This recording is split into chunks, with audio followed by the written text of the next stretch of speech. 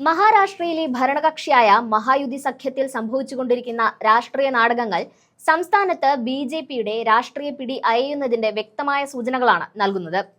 സഖ്യത്തിലെ പ്രധാന കക്ഷിയായ ഏക്നാഥ് ഷിൻഡെയുടെ ശിവസേന പ്രധാന പ്രതിപക്ഷമായ കോൺഗ്രസുമായി പ്രാദേശിക തെരഞ്ഞെടുപ്പുകളിൽ കൈകോർക്കുന്ന സ്ഥിതിയാണ് മഹാരാഷ്ട്രയിൽ ഇപ്പോൾ കാണാൻ കഴിയുന്നത്. ബി.ജെ.പിയുടെ നേതൃത്വത്തിലുള്ള മഹായുതി സഖ്യം ശിഥിലമാവുകയാണെന്ന യാഥാർത്ഥ്യമാണ് ഇപ്പോൾ മറനീക്കി പുറത്തുവരുന്നത്. ദേശീയ തലത്തിൽ ബി.ജെ.പി നേതൃത്വം നൽകുന്ന എൻ.ഡി.എ മുന്നണിയുടെ ഭാഗമായിരുന്നിട്ടും സംസ്ഥാനത്ത് തങ്ങളുടെ സഖ്യധർമ്മങ്ങളെ ഷിൻഡെ പക്ഷം പൂർണ്ണമായും അവഗണിച്ചിരിക്കുന്നു. ഉമർ ചോപ്ര മുനിസിപ്പൽ കൗൺസിൽ തെരഞ്ഞെടുപ്പുകളുടെ പശ്ചാത്തലത്തിലാണ് ഈ നിർണായക നീക്കം ഉണ്ടായിരിക്കുന്നത്.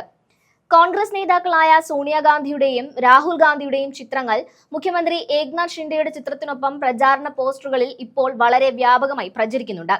ബി.ജെ.പിയുടെ രാഷ്ട്രീയ താൽപര്യങ്ങൾക്കെതിരെയുള്ള ഷിൻഡെ വിഭാഗത്തിന്റെ പരസ്യമായ വെല്ലുവിളിയായി രാഷ്ട്രീയ നിരീക്ഷകർ ഇതിനെ വിലയിരുത്തുന്നുണ്ട്.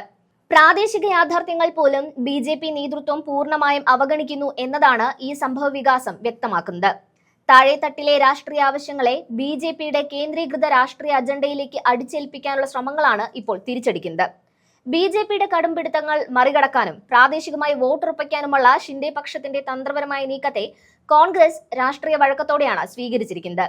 പ്രാദേശിക തലത്തിൽ ഏറ്റവും ശക്തമായ പിന്തുണ ഉറപ്പിക്കാൻ കോൺഗ്രസ് ഷിൻഡെ വിഭാഗവുമായി സഖ്യമുണ്ടാക്കുമ്പോൾ അത് ബി.ജെ.പിയുടെ വോട്ട് ബാങ്കിനെ നേരിട്ട് ബാധിക്കുമെന്നതിൽ സംശയമില്ല.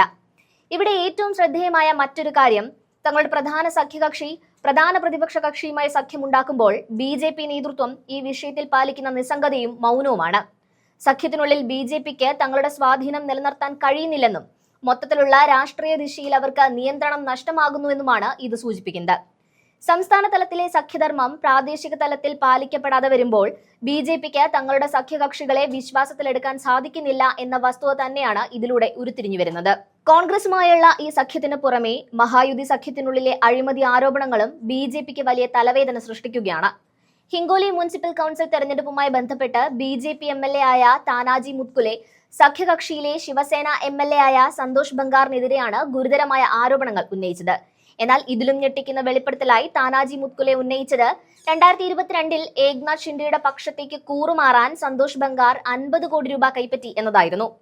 ഭരണസഖ്യത്തിലെ ഒരു നേതാവ് തന്നെ ഭരണമാറ്റം അഴിമതിയുടെയും പണമിടപാടുകളുടെയും പിൻബലത്തിലായിരുന്നു എന്ന സത്യം തുറന്നു കാട്ടുന്നത് ബി.ജെ.പി നയിക്കുന്ന ഈ സർക്കാരിന്റെ ധാർമ്മിക അടിത്തറ പൂർണ്ണമായും തകർന്നിരിക്കുന്നു എന്നതിന്റെ തെളിവാണ്. പണത്തിന്റെ പിൻബലത്തിൽ മാത്രം നിലനിൽക്കുന്ന ഈ ഭരണസഖ്യം രാഷ്ട്രീയമായി ശിഥിലമാവുകയാണ്.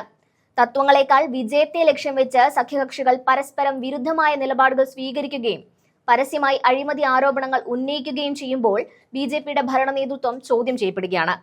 ഈ ഇരട്ട പ്രതിസന്ധി തുടർന്നാൽ മഹാരാഷ്ട്രയിലെ ഭരണമുന്നണി ദുർബലമാവുകയും സംസ്ഥാന സർക്കാരിന്റെ സുസ്ഥിരത വലിയ അപകടത്തിലാവുകയും ചെയ്യും. ബി.ജെ.പിക്ക് സഖ്യത്തിനുള്ളിൽ തങ്ങളുടെ സ്വാധീനം നിലനിർത്താൻ കഴിയുമോ അതോ അവരുടെ രാഷ്ട്രീയ തന്ത്രങ്ങൾ പൂർണ്ണമായും തകരുമോ എന്ന് വരും ദിവസങ്ങളിൽ കണ്ടറിയാം.